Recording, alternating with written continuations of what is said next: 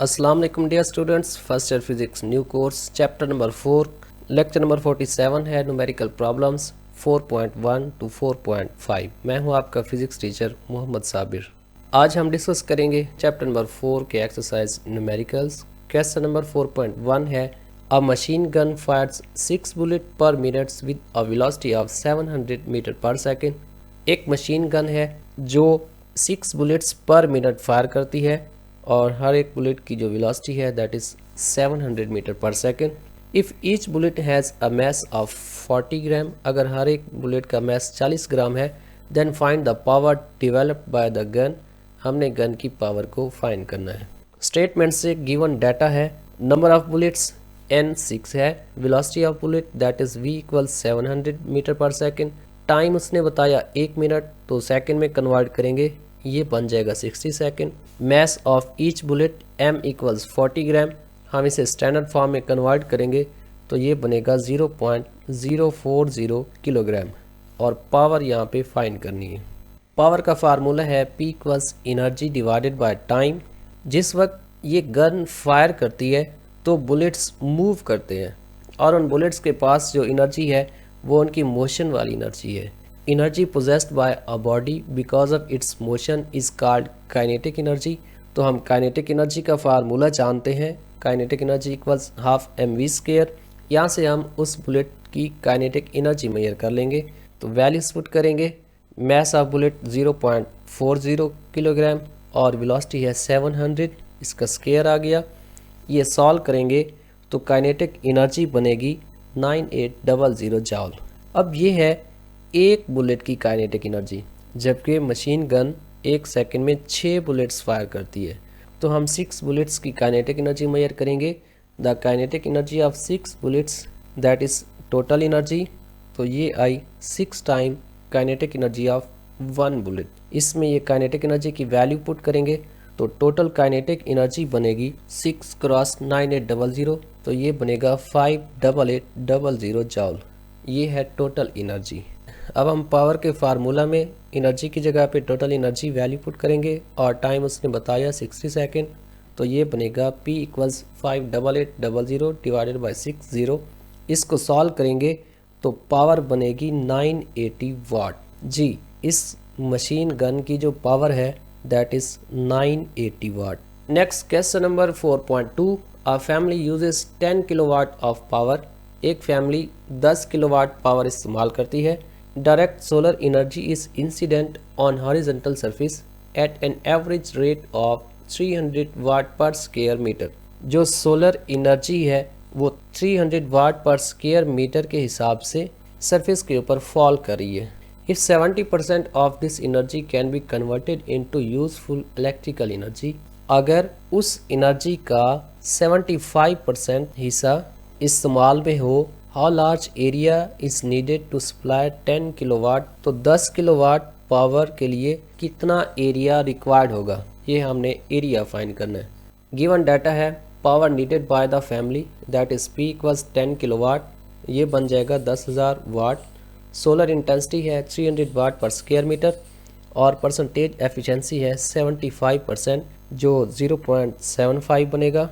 Area हमने find करना है। क्योंकि इस एनर्जी का 75% हिस्सा है जो यूज़ होता है, तो एनर्जी अवेलेबल पर सेकंड पर unit area that is intensity, ये बनेगी I equals 75 divided by 100 multiplied by 300। तो हम इस 300 watt per square metre intensity का 75% हिस्सा लेंगे, वो बनेगा 225 watt per square metre.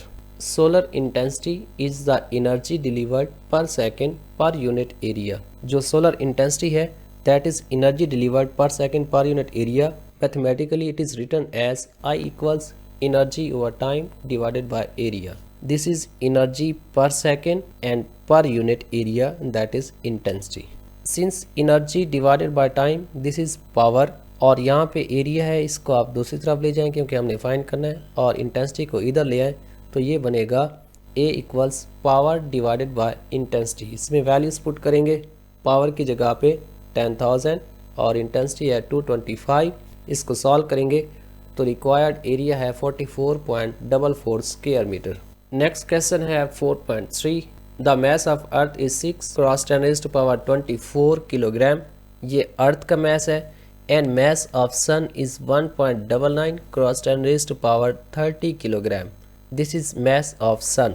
The sun is 160 million kilometre away from the earth.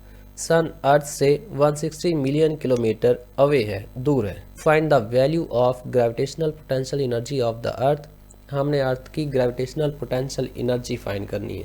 Given data है mass of earth that is m1 equal 6 cross 10⁻24 kilogram.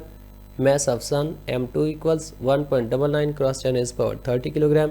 Distance between earth and the sun that is r equals 160 million kilometre. हम इसको standard form में लिखेंगे। r equals 160 को scientific form में लिखा, ये बन गया 1.60 क्रॉस 10⁻²। जो मिलियन है इसे लिखा जाता है 1 मिलियन होता है 10⁻6 और किलोमीटर होता है 10⁻3 मीटर। अगर आप इसको सॉल्व करेंगे तो ये बनेगा 1.60 cross 10⁻11 metre. This is the distance between earth and the sun. And gravitational potential energy हमने यहाँ पे फाइंड करनी है।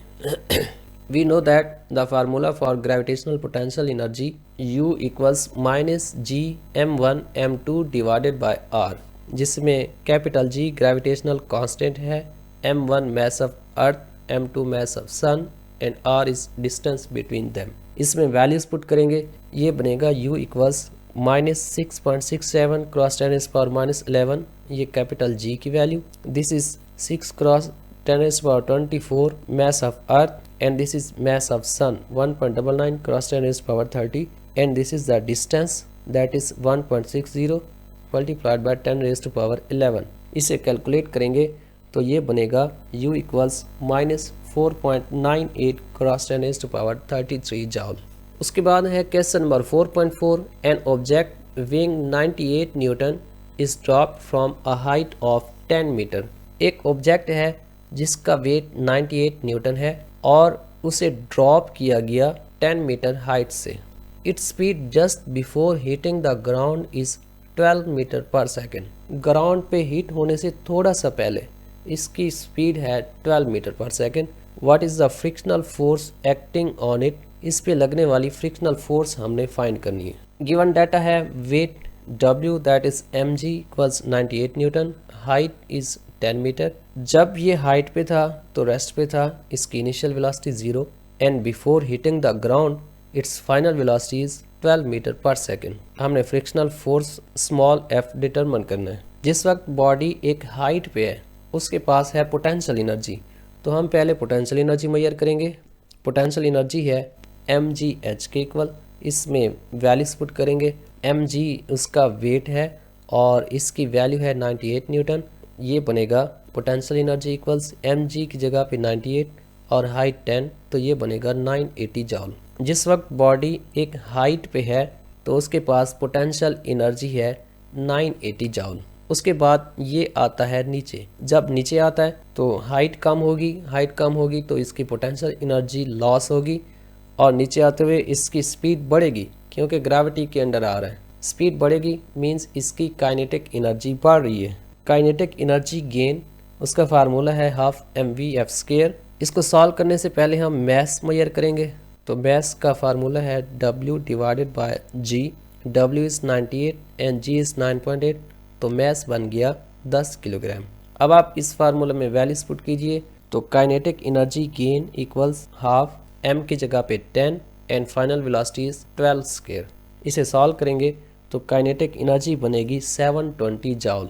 इनिशियल बॉडी के पास जो पोटेंशियल एनर्जी है दैट इज 980 जॉल, और जब ये just before hitting the ground है तो इसके पास काइनेटिक एनर्जी है 720 जॉल। जो एनर्जी में लॉस आया that is potential energy minus gain in kinetic energy, यहाँ से मिलेगा। इसमें वैल्यूज पुट करेंगे। पोटेंशियल एनर्जी की जगह पे 980 और काइनेटिक एनर्जी की जगह पे 720, ये बनेगा 260 जॉल। इतनी एनर्जी फ्रिक्शन की वजह से लॉस होगी। तो work done by friction that is force of friction times height.